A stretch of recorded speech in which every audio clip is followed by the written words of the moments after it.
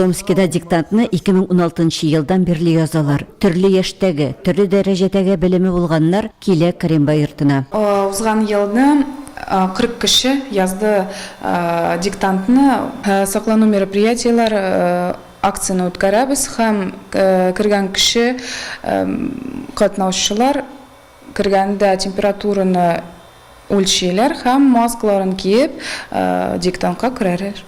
Диктант халыкны Каримба йортының концерт залында бергә җыячак. Быел оештыруның үз нечкәлекләре бар.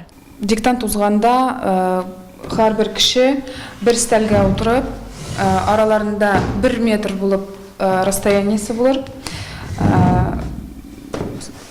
Бер-беребезне саклау өчен шулай үткәрәбез.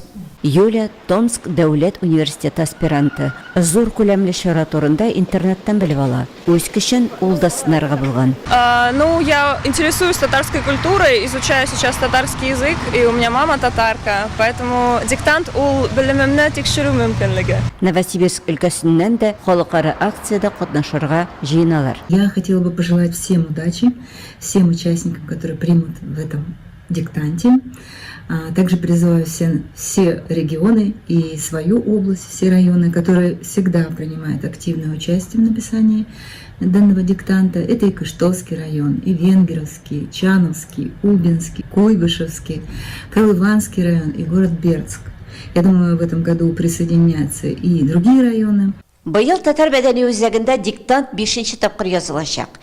2020 елдан яңа традиция кертелә. Узган елны 5-легә язганнар текст укый. Быел мин текстны укыячакмын. Томскидан Елена Софьевна Анатолий Шустов, Яңа Гасыр каналы.